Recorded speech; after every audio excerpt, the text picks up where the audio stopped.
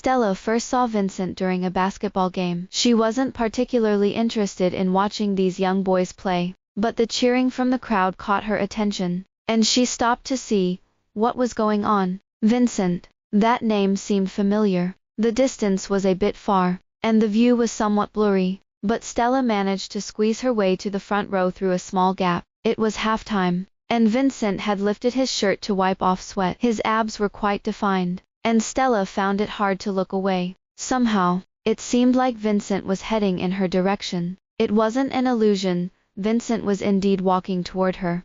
Vincent gestured toward Stella, and she realized he probably mistook her for a fan. A girl next to Stella quickly handed Vincent a bottle of water, and only then did Stella understand what Vincent needed. She hadn't expected to be drawn in by this basketball game, and she definitely didn't expect Vincent to ask her for water. All she had was a half-finished bottle. Stella waited for Vincent's reaction, but he just stared at her, without reaching for the water. She decided not to be overly dramatic and handed her bottle to Vincent, saying, "It's been sipped a bit, but I hope you don't mind." Vincent didn't respond. His long, fair fingers took the bottle, opened it, and drank in one go. Although the bottle didn't touch his lips, Stella felt a peculiar sensation in her heart. The boy in front of her had a cool demeanor, and his strikingly handsome features, sharp jawline, chiseled profile, were made even more alluring by the movement of his throat as he drank. A few droplets of water ran down his neck,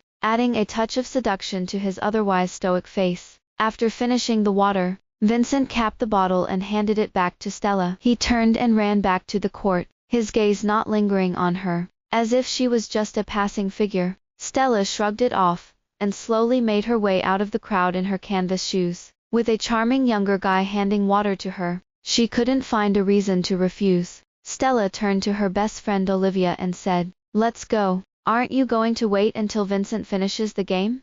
There will be other days." Olivia sighed silently. Having seen the earlier scene, it wasn't Stella's fault this time. Vincent walked right into the line of fire. Stella had planned to visit her old school, with Olivia to see some former teachers, but they had been delayed on the field for quite a while. She knocked on the door and waited for a response before entering. 2 years had passed, and while the professor hadn't changed much, Stella herself had changed a lot. "Stella," the professor greeted her with a warm smile, looking quite kind. Stella was deeply touched. Professor Daniel still remembered her. Back then, during her breakup, she often skipped his classes, but Professor Daniel had gathered the students who failed and held extra classes to help them barely pass the re-exams. They chatted for a long time, and lost track of the time. Stella glanced at her watch and was about to say goodbye. "Stella," Professor Daniel seemed hesitant. Stella already knew what he was about to say. "Professor,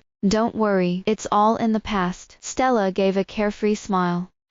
You were all good kids." Stella left the professor's office feeling a bit melancholic, wandering aimlessly around the sports field. Nightfall came quickly, and the sounds of summer cicadas in the grass were somewhat disturbing. Couples on the lawn seemed to multiply, their movements growing increasingly intimate under the cover of darkness. Feeling a bit tired, Stella found herself at the basketball gym, which was still lit. The sound of the ball bouncing on the floor was particularly loud in the quiet night. Stella leaned against the door like a rag doll. Inside, Vincent was focused on shooting hoops, one after another. After Vincent made a three-pointer, Stella couldn't help but applaud. The sudden noise made Vincent turn his head. He seemed surprised to see Stella, but quickly returned to his indifferent demeanor. "Vincent, I'm Stella. I brought you water this afternoon," Stella said. Noticing Vincent standing still with the ball, she slowly walked toward him. "What's up?"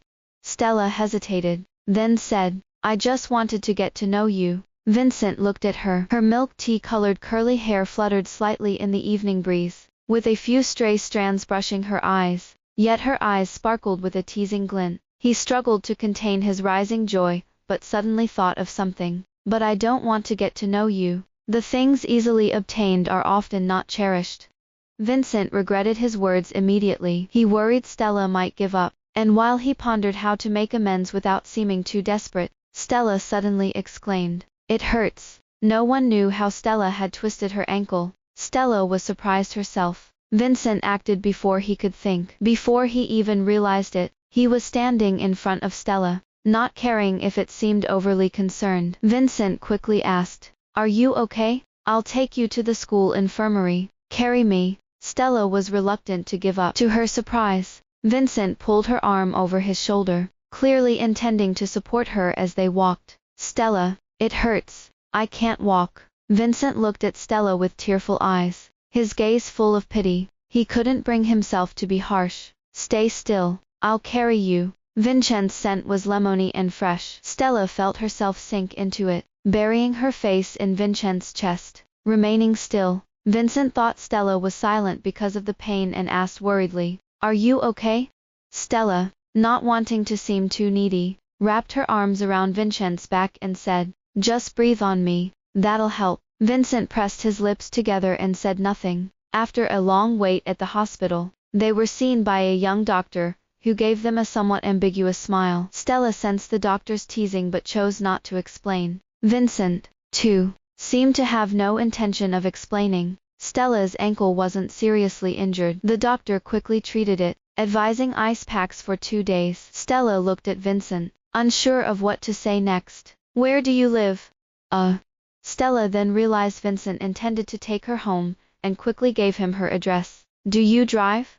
"Yes." Vincent guided Stella slowly to the parking lot. "Wait for me here," Vincent said abruptly after helping Stella into the passenger seat. Stella was puzzled. After about 10 minutes, Vincent returned with a small cake. "Eat this to tide you over." A warmth surged in Stella's heart. As she took the cake, she leaned against Vincent, sensing his discomfort. She stepped back and said, "Sorry, and thank you, Vincent." Stella leaned close to Vincent's ear and whispered, "Give me your wishet, and I'll treat you to a meal." Vincent remained silent, starting the engine. Stella looked back and noticed Vincent's cheeks and ears were slightly flushed, his lips pressed tightly together. Such a tempting younger guy. "Let me give you my number then." Stella took out a pen and, with a serious expression, wrote her phone number on Vincent's arm. Vincent didn't move, but the slight smile at the corner of his mouth betrayed his feelings. After all the commotion, they finally reached Stella's home. Stella looked at her slightly swollen ankle, and pushed aside her ambiguous thoughts. "Thanks for today,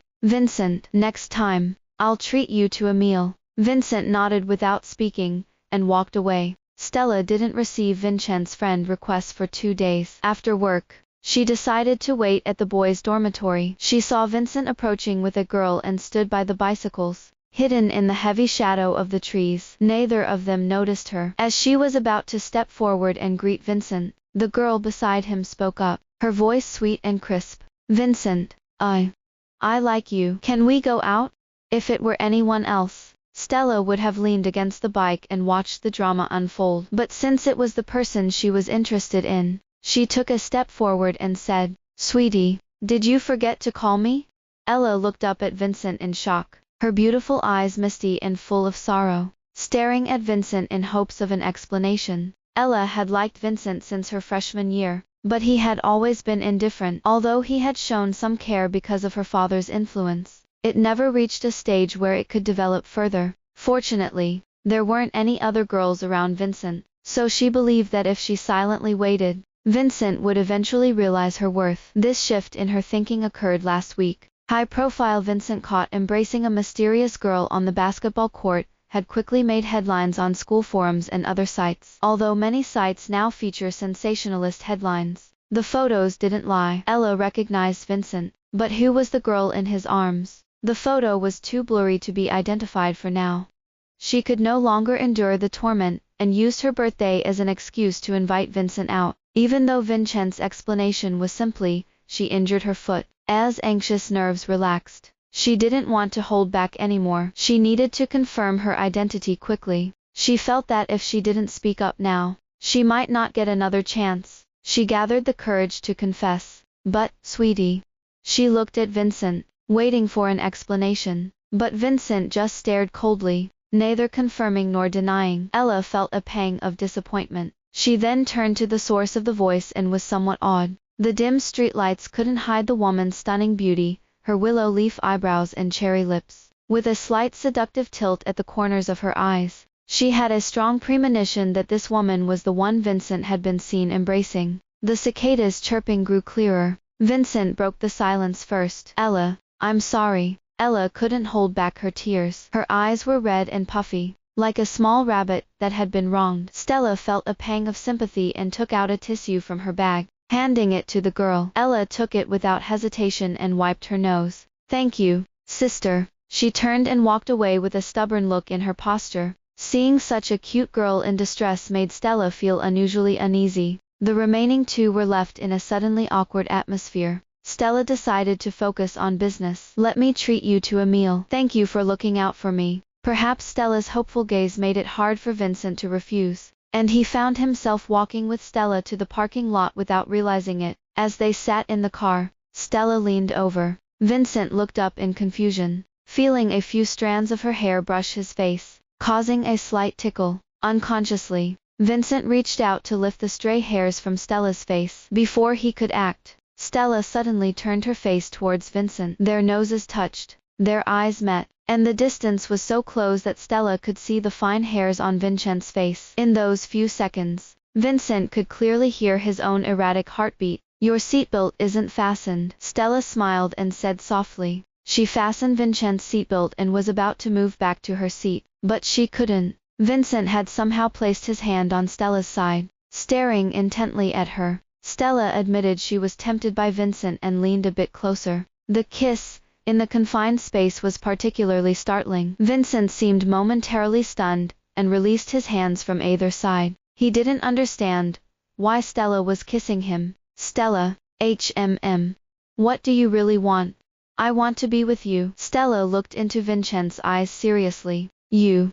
Vincent was a bit hurt by the term, be with you. It made him feel like he was just a fleeting interest to her, a mere passing phase. But he wanted more. Yet you might just be interested because it's new. But he feared that this might be the best he could get. Stella was at a loss for words and drove towards the restaurant. For several days, Stella did not actively reach out to Vincent. Maybe she needed time to figure out her feelings for him. Perhaps what Vincent wanted was something Stella couldn't offer. But then Vincent's friend request popped up. Stella instantly overturned her previous doubts. Forget about whether she could offer it or not. She would pursue him first. Stella decided not to dwell on whether it was a fleeting fancy or not, and realized she really liked Vincent a lot. Recently, the company secured a major project that required sending staff on site for 2 months. Stella decided to set aside her personal feelings and prioritize the company. So she packed her bags quickly and headed to M-City. Days turned into weeks, and Vincent never reached out to Stella. Looking at their chat history on Weshit, Stella sighed at the long string of messages that often ended with a simple, HMM. The project had entered a critical stage with the client, and to close the deal, the company arranged a drinking event with the client. Under the dim, flickering lights, Stella skillfully raised her glass with the client. In truth, Stella was somewhat weary of such gatherings. Amidst the neon lights and heavy drinking, it all felt like dirty, sordid transactions. She watched coldly as a client with greasy hair approached, adding a few drops of a clear liquid to her glass, maintaining a fake smile while thinking about her counter strategy. At that moment, she saw Vincent rushing towards the door. Realizing what was about to happen, she decisively downed her drink. Vincent saw Stella raise her glass and immediately stepped forward, slapping his hand over her glass. With a splash, the red liquid spread out, momentarily staining the white carpet. Before anyone at the event could react, Vincent threw a punch at the client, landing blow after blow until the client's face was covered in bruises. Stella hurriedly collapsed onto Vincent, pretending to faint. Vincent, regaining his composure, removed his suit jacket and wrapped it around Stella's waist, lifting her and heading out. Stella worried about being stopped, but no one made a move. It was as if everyone was in a trance. Stella hadn't drunk much, just a small sip. As she looked up at Vincent, she noticed his lips were tightly pressed, his eyes were red, and though his expression was stern, he looked incredibly handsome. She buried her face in Vincent's chest, murmuring, "Hot, so hot," while tugging at her clothes. Vincent quickly held her tighter, softly saying, "Stella, just hang in there. I'll take you to the hospital." But what Stella wanted was different. She exaggeratedly pulled at her clothes while pressing closer to Vincent, her lips almost touching his. With both his hands occupied holding Stella, Vincent had no choice but to let her press her lips against his. Vincent observed Stella in his arms, feeling her delicate, curvy form even through their clothes. He felt his body stiffen, as if something was slowly awakening. Stella, can you hear me? Vincent, Vincent. Stella kept repeating his name. Where do you live? 504. The key card is in my bag. Hang in there, I'll take you back. Vincent took Stella's key card and unlocked the room door. Before he could put her down, she clung to his neck, her lips brushing against his. She kissed him a few times, as if not satisfied, her slightly parted red lips almost seducing him. Vincent felt as though he was also drugged. He couldn't even push her away. With the last bit of rationality, he pulled her back and asked in a husky voice, "Do you know who I am?" Vincent, you're Vincent. Vincent carefully placed Stella on the bed, tracing her outline with his fingers as if he were crafting a piece of art, showing immense patience. But Stella was losing patience. Just as she was about to move closer, Vincent suddenly lowered his head, kissing her softly while his hands moved gracefully. After a long while with no further action from Vincent, Stella grew dissatisfied. Vincent, his face flushed, whispered, "Sister, I don't know how. Teach me." Stella couldn't quite grasp her feelings. It seemed she had tricked an innocent young man. What should I teach you? Vincent gazed intensely at Stella, his hands on either side of her, his voice hoarse but gentle. Teach me to love you. The atmosphere in the room heated up, becoming intensely ambiguous. Stella felt a small flame spreading from her heart to her limbs, uncomfortable but not painful. Still, she feigned strength, saying provocatively, "Call me, sister, and I'll teach you." Like a seductive temptress on a journey, consuming yet never satisfied, Vincent, unlike Stella's teasing, lowered himself, calling her sister with a hint of restraint. Stella felt as if she were a lone boat tossed by the waves, tirelessly moving until dawn. The next morning, Stella awoke, her forehead resting in her hand. Although she hadn't drunk the spiked drink, she had consumed quite a bit before that. The hangover made her disoriented, and seeing Vincent asleep beside her only added to her confusion. As she prepared to get up and freshen up, her arm was suddenly yanked, causing her to fall backward. "Sister, are you planning not to take responsibility?" Seeing Vincent's somewhat aggrieved expression, memories of last night suddenly became clear. Stella felt a bit guilty, but within moments, she composed herself and leaned close to Vincent, teasingly saying, "Do you want some candy from your sister?" As soon as Stella said this, Vincent's face turned bright red, his expression looking adorably stunned. Unable to resist, Stella leaned down and kissed the corner of Vincent's mouth, worried that last night's events might jeopardize the project. Stella avoided lingering with Vincent. After freshening up, she sent Vincent off to school and hurried back to the company, prepared for a scolding. Stella was surprised to find everything at the company normal. Her boss even smiled and gestured at her, showing no sign of dissatisfaction with the major project they had invested so much effort in. Stella nudged her colleague, puzzled by how this uproar had passed so quietly. "Stella, where did you find your boyfriend?" her colleague asked with a mischievous grin. Stella was confused. She didn't understand how the project was related to a boyfriend. "You don't know?" Her colleague looked astonished. "Know what? Your little boyfriend is the company's young master." Stella was deeply conflicted. She had ended up with her boss' son. But what was her relationship with Vincent? She couldn't figure out Vincent's attitude. What did he think of her?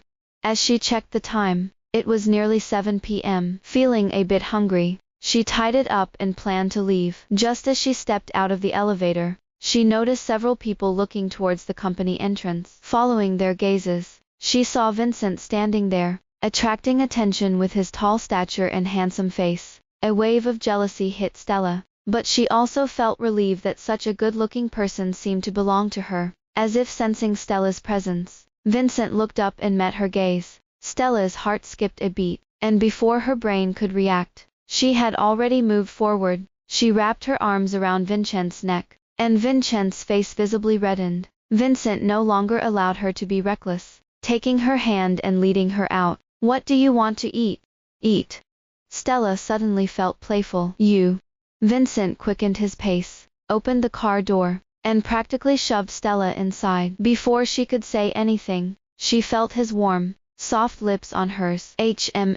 Stella tried to say something, but Vincent wouldn't give her a chance. He supported himself against the side of the car while his other hand encircled Stella's waist, deepening their kiss. Stella felt her face heat up, as if time had frozen. When they finally broke apart, both were breathless. Vincent looked at Stella's slightly swollen lips, and kissed her a few more times. "Don't tease me," he said in a husky, suggestive voice. All right, I give up. I'm really hungry," Stella quickly said during the breaks between Vincent's kisses. She hadn't expected Vincent to be so proactive. "You're not my sister," Vincent said abruptly while driving. Stella closed her eyes, feeling a bit sleepy, and actually fell asleep. The warm sensation on her lips woke her, and she opened her eyes to see Vincent moving more assertively. Stella was truly awake now. When it was over, she realized Vincent had driven back to her home. "Aren't we going to eat?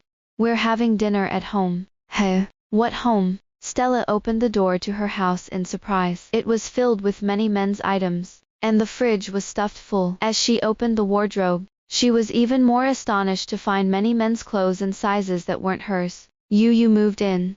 Vincent's expression turned cold, with a hint of grievance. "Isn't sister planning to take responsibility?" He looked like a pleading puppy. "No. It's just, what is our relationship right now? I'd like to clarify. You like me, right?"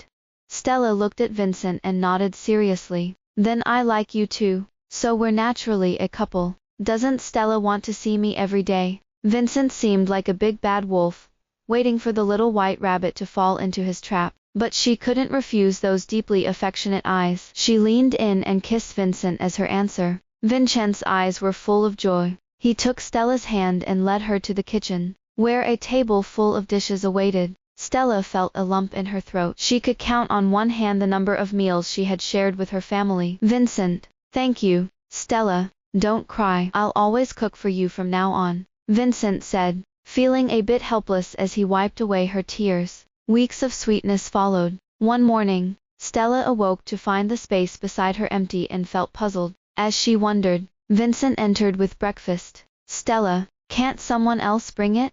Vincent looked a bit aggrieved. Though they had only recently started dating, and Stella was about to go on another business trip, he really wanted to be the kind of emperor who indulges in romance. Stella, seeing Vincent's dejected look, couldn't understand how he could be so clingy. She comforted him. "Don't worry, it's just a few days of business travel. I'll be back soon." "Stella, don't let other men deceive you." Vincent looked at Stella's just woken up appearance. Her snowy skin and messy hair were extremely alluring, yet her gaze was adorably innocent. He wished he could be with her all the time, but knowing Stella couldn't refuse the project, he drove her to the airport. Stella's job was challenging because of frequent business trips. That day, Stella was attending another social event. Knowing the company's leadership knew about her relationship with the young master, they no longer required her to drink with clients, just showing up was enough. As a result, Stella was much more relaxed. After a video call with Vincent at the stairs,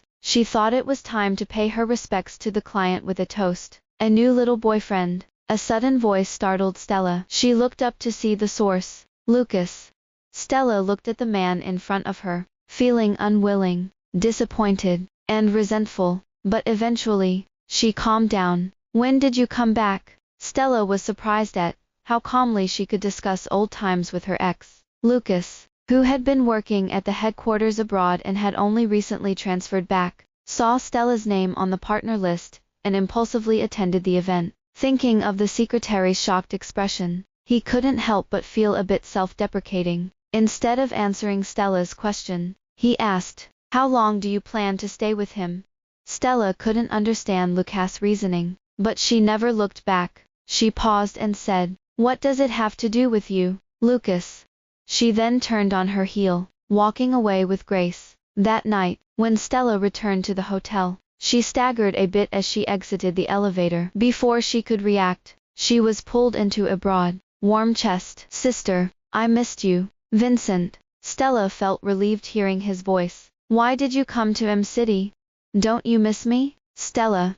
That night, they both physically demonstrated how a day apart felt like a lifetime. "Stella." Yes. Stella. What? Stella. Vincent. What do you want?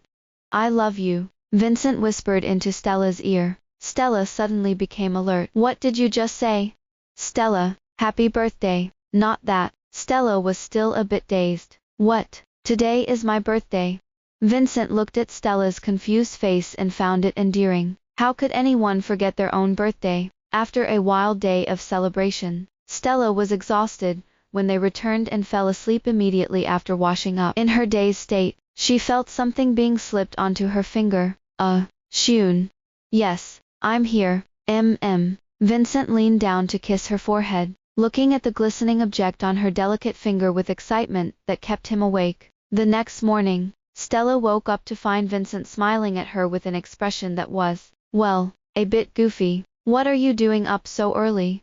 Stella is mine. Vincent said this as he proudly lifted Stella's hand. And that's when Stella realized that the coolness she felt on her fingers last night wasn't just a figment of her imagination. She looked at her hand closely and saw a beautifully designed ring. The fine diamonds all around it made her fingers look even more slender and fair, and the inner band was engraved with the initials, S.J. Vincent had to return to school after staying with her for 2 days because of his classes. Before he left, he was unusually clingy. Stella didn't quite understand, but she just thought Vincent couldn't bear to part with her. Since her project wasn't very time-consuming, she only offered a few casual words of comfort. After Vincent left, Stella went back to her workaholic routine. The only thing different was that every day, a new bouquet of lilies appeared on her desk. At first, she thought they were from Vincent, but when she asked him about it, he became quite jealous. Remembering his words, "Don't let your sister stray," Stella couldn't help but smile wryly. Stella guessed that the flowers were from Lucas. Since they had work-related interactions, she easily obtained his number. She stared at the number on the sticky note, feeling a bit dazed. She remembered calling that number countless times, and sending numerous texts after their breakup, all of which were met with silence. She had thought he had long since stopped using it, only to find out he was just reluctant to reply. Why is he still keeping this number? Is he planning to play a sentimental role? But the existence of this number only served to remind her of how painfully awkward she had been at the time. Beep. Before the phone rang a second time, Lucas answered it. Hi, it's me, Stella. I know, Lucas replied, sounding quite pleased and relaxed. But Stella was anything but. Lucas, I'll be straightforward. I know the flowers are from you. Please don't send me any more flowers in the future. My boyfriend gets jealous. Stella didn't want to engage in more small talk, and bluntly said what she needed to. I'm sorry for causing you trouble. Could I invite you to dinner sometime? We'll have many more opportunities to work together. Lucas, even though we have a working relationship, we should avoid any appearance of impropriety considering our past. Stella, I thought you would be able to separate personal and professional matters. Stella was too tired to be polite anymore. Sorry, but I can't. Goodbye. Lucas looked at the hung-up call with a bitter smile. It was ironic that someone he used to talk to about everything now seemed impossible to meet. He rubbed his aching temples and thought, what a self-inflicted wound. He remembered their last meal together. Lucas, what are we going to eat? What would Stella like to eat? Though Lucas said this, he checked his balance on his phone. Even though Stella never mentioned wanting to eat at any fancy restaurants, he hadn't taken her to one that cost more than 100 yuan in their year together. He felt ashamed seeing Stella comfortably sitting at a local food stall that served Fujian-style meat slices. The owner greeted them warmly. Hey there, bringing your girlfriend again. Stella smiled sweetly, and Lucas found what had once been a heartwarming comment now felt rather jarring. Just yesterday, a professor had asked if he wanted to study abroad, with the school covering tuition and living expenses. The offer was tempting, but he hesitated, unable to enjoy the thought because of Stella's smile. For the first time in his life, he had liked someone so much and envisioned a future with her, but Stella came from a well-off family, and being with her often made him feel inadequate. Her bright personality and graceful demeanor made it all the more poignant that she accepted street food for him, and sacrificed her usual taste for high-end brands for his pride. He couldn't bring himself to be selfish, and ask Stella to wait for him. Many people doubted his relationship with Stella. Being someone with a strong sense of pride, he ignored the occasional gossip. until recently when a girl from another department confessed her feelings to him. The girl, in tears, said he would regret being with Stella, but he thought her crying was rather harsh. Stella's tears were never like that, whether she was happy or sad. Her tears were always endearing and made him want to protect her. He frowned and ignored the girl from the other department. But when he got home, he saw his mother with a dark expression. She asked if he intended to be a son-in-law or if he was going to be a Phoenix man. It was the first time he saw his mother so distraught. The room was a mess, with shards of glass on the floor. His mother was holding a sharp piece of glass and pointing it at her neck. Why is it so hard to cross class boundaries?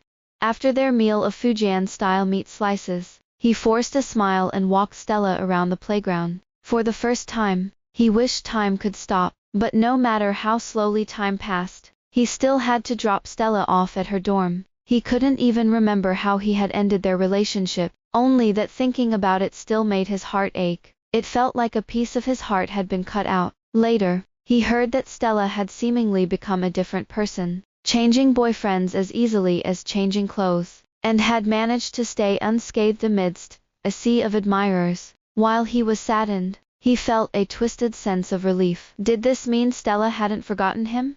He threw himself into studying and working, hoping to achieve more quickly. But seeing Stella's videos with Vincent, her expressions so lively and her love so evident, made him realize how unqualified he was to ask her to wait for him. He had given her nothing to hold on to. The memories abruptly ended. Stella's social calendar suddenly became full, and her encounters with Lucas increased. Even though she continually refused his offers to pick her up, he always waited for her in his car after work. Whether or not she had been working late, she had planned to ignore him as usual, but this time Lucas blocked her way with his car, and Stella was quite impatient. Lucas, what do you want?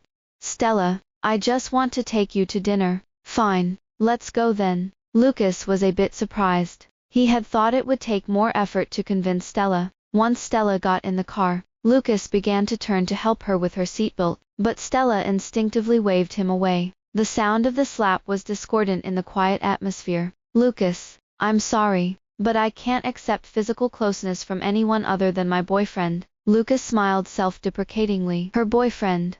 He had once been the one she referred to in that way. The drive to the fanciest restaurant in town was quiet and tense. Lucas, I came to dinner with you to make things clear. Even though we were once together, now we are just business associates. Please don't bother me again. I have a boyfriend now. Okay. Lucas felt a bit stiff, but cleared his throat and said, this place is great. The chef was brought from a renowned Sichuan restaurant. Try this dish. Lucas wasn't sure what he was trying to achieve. He remembered how much Stella liked Sichuan food, and thought he should compensate her in some way. Seeing Stella remain motionless, Lucas served her soup and said, can we just be friends? Not possible. Stella looked at him with a half smile. Lucas finally dropped his facade. Stella, since we broke up, you've changed boyfriends like changing clothes. Don't you admit it's because you can't forget me? Stella felt a surge of anger. She remembered how she had fallen apart after their breakup, unable to eat or sleep. How dare he say that? Lucas, you're overestimating yourself. Then why do your relationships never last more than 3 months? Once the novelty wears off, what's left of the relationship? Stella hadn't meant to be so harsh, but the suppressed past surged forth, and she couldn't hold back. What about Vincent? Lucas knew Stella was deliberately using his own words to provoke him. He had broken up with her for the same reason, the novelty had worn off. He tried to maintain a smile. Stella suddenly realized she was stepping into a trap, and sure enough, she turned around to see Vincent standing right behind her. The most disgraceful scene of her life was happening right before her eyes. She hadn't expected Lucas to act so lowly. Just as she was about to explain, Vincent walked over and took her hand. Lucas, the relationship between my fiancé and me has nothing to do with you. Hearing the word, fiancé, made Lucas waver. Despite his attempts to ignore it, the ring on Stella's finger remained glaringly evident. He should have accepted it long ago. Stella was no longer his. He had become the very person he hated. Stella, in her small heels, found it difficult to keep up with Vincent's pace. Despite her efforts, she gave up and walked slowly. As she walked, she suddenly found herself being lifted off the ground. Vincent, What are you doing? Vincent was angry but still looked back occasionally to see if Stella was keeping up. He saw her casually lagging behind. In one swift motion, he picked her up and carried her to the car, putting her in the passenger seat. The atmosphere in the car was tense. Stella watched Vincent's tightly pursed lips, a look she had never seen before, restrained, sad, and self-deprecating. Stella felt a pang in her chest, as if something was about to burst through her heart, both sour and bitter. I didn't mean what I said. It wasn't what I really felt. What do you take me for, Stella?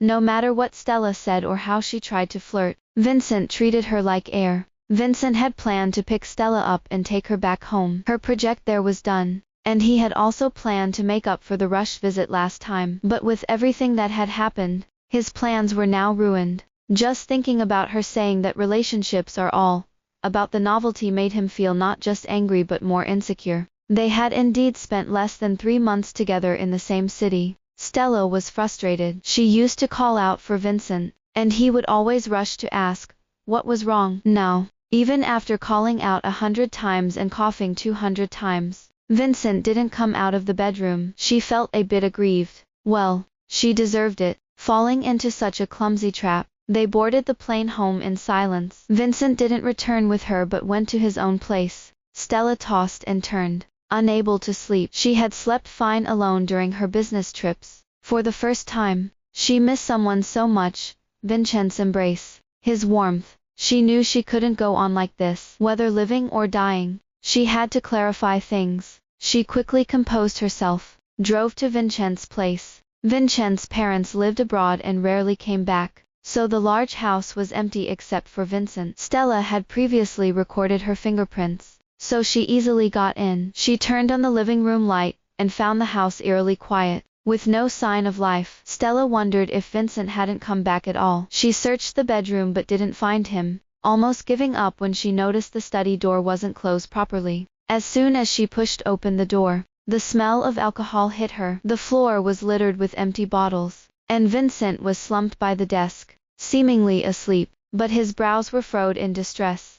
Stella walked in and was about to wake him up when she noticed a pile of drawings on the floor. She sat down and picked up a sheet. By the moonlight, it looked like a girl, vaguely recognizable but with unclear features. Stella was both scared and angry. She wondered if Vincent was toying with her, considering he was so perfect in every way. Why would someone like him be with her? And she feared he might really not want her anymore. She hesitated to look at the girl's face, afraid her jealousy might erupt. Taking a deep breath, Stella finally turned on the flashlight on her phone. The girl in the drawings looked like a student with a ponytail, youthful, with smooth facial lines, a sweet smile, and a look of innocence. At first glance, she was someone completely different from Stella, but Stella was shocked to realize that the girl in the drawings was actually her from her freshman or sophomore year. Why would Vincent know her from that time? Her confusion was soon resolved when she read the note on the back of the drawings, a beautiful encounter during a visit to my future alma mater. Stella picked up the drawings, which appeared to be of her at different times, some smiling sweetly, some pretending to cry or make funny faces, some elegant, and others deliberately goofy. Each drawing had some writing on the back. The first time I met her in college, she was still smiling sweetly, but it was directed at another guy. It started to rain, and she didn't seem to have an umbrella. I wanted to walk her home, but she had a boyfriend. On one of the sheets of drawing paper, there was a dark blot of ink that made the whole page look jarring. The drawing depicted her, crying in front of the bicycle shed by the dormitory, the heavy shadows making the page feel somewhat oppressive. She turned over the paper. They broke up. If it were me, I definitely wouldn't let her cry like that. The next drawing showed Stella transformed, completely shedding her innocent appearance. Her clothes, demeanor, and speech exuded allure. She has a new boyfriend. She's still beautiful, but I feel she's not happy. She broke up again. She didn't cry, but I still felt very sad. The next drawing used bright and vibrant colors, depicting 2 people holding hands. The paper read, "My girl." Stella flipped to the next page. The last blot of ink wasn't dry yet. "It seems she still doesn't love me." Stella laughed and cried at the same time, realizing someone had loved her so deeply in a place she couldn't see. Stella gently patted Vincent. "Hey, Wake up, Stella. Vincent instinctively called out Stella's name, then thought of something, coldly and awkwardly saying, "What are you doing here?" Stella wanted to laugh. Even in this drunken state, he was still angry. Stella, showing off, waved the drawing paper in her hand, about to say something, but before she could, she was pushed out of the study. Vincent panicked, unsure of what to do. He only knew to push Stella out and lock the door behind her. "Hey, come out. I won't laugh at you. Sis knows you've had a crush on her for a long time. Sis loves you too. It's definitely not as you said." There was no sound from inside the study. "Hey, let's get married after you graduate, okay?"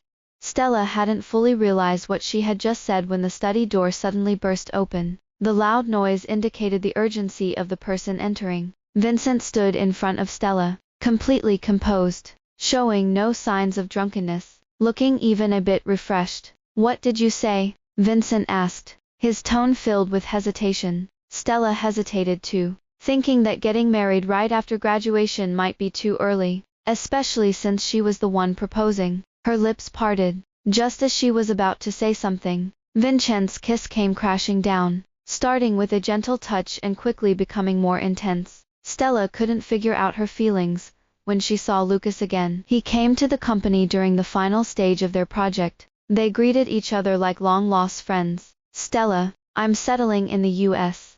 I probably won't be coming back in the future. This is a gift for you, your wedding gift for the future." Stella looked at the gift Lucas gave her and smiled, feeling relieved. Perhaps former lovers really can become friends. When Lucas was heading to the airport, Stella went with Vincent to see him off. Seeing Vincent's awkward expression made Stella laugh. Lucas, however, seemed to ignore him and insisted on having a private chat with Stella. After their conversation, he even hugged her. Just before boarding, Lucas made a funny face at Vincent. What a childish act. After saying goodbye to Lucas, Vincent couldn't help but ask, "What did you two talk about?" "He said you're great, and that I should cherish you." "Enough already, you stingy boy. I've always been great. After all, I'm still young." "Sis." Vincent's side story. "The first time I saw Stella was in senior year. On a whim, I wanted to take a look at my future dream school. Though we were a bit far apart, I stopped in my tracks for that red dress, the oversized volunteer outfit, and the girl with her ponytail seemed to be glowing in the sunlight, elegant and graceful. In an instant, I found it hard to look away. My first crush came swiftly and fiercely. Before I could think, my feet had already taken a step forward." "Senior, can I ask where the library is?" I didn't even know why I asked that question. All the school buildings were mapped out at the entrance, but she didn't find it strange. She smiled and pointed the way with her hand. I didn't realize that moment of excitement would last for so long that I regretted not gathering the courage to ask her for her contact information in the following years. The second time I saw her, she had a boyfriend, an ideal couple, and I could only suppress my feelings. Once, her club wanted to surprise her for her birthday, and coincidentally, the president was a classmate from my basketball team, who invited me to join in. I had known her birthday and preferences all along. She, like my younger sister, Ji Yan, was obsessed with Disney dolls. I had been preparing 2 months before her birthday, looking for Chu Dafe, Xing Delu, and Olaf. My phone was filled with many shopping contacts. I even found someone to buy her dolls at a high price. Despite Ji Yan's strange looks, I arranged all the dolls into a bouquet. Soon, the Disney dolls bloomed like a brilliant and lovely flower bouquet. Ji Yan, upon seeing it, pulled a sad face, pleading with me to give her one. "You've never given your sister a gift." I felt guilty and evasively promised to take her shopping next time. "If you bring home a sister-in-law, I'll forgive you." I felt a bit bitter. Sister-in-law. I was afraid I'd never have the chance. At Stella's birthday party, her boyfriend Lucas was there, smiling and wishing her a happy birthday. I asked a classmate to hand her the gift I had prepared. The classmate was a bit surprised but kept it a secret for me. As expected, Stella's eyes sparkled with joy when she saw the gift. She asked the president who sent it, and the president glanced at me, only laughing, and saying it was from a younger brother, who had a crush on her. Lucas' expression turned a bit unhappy. I knew I had overstepped my bounds. I began to instinctively avoid Stella. I knew her class schedule, and when our paths crossed, I would take a longer route, hoping to avoid any desires. But sometimes, the more you hide, the more she appears unexpectedly. Thinking about it, it's a bit sad she didn't even know me. So what was I hiding from?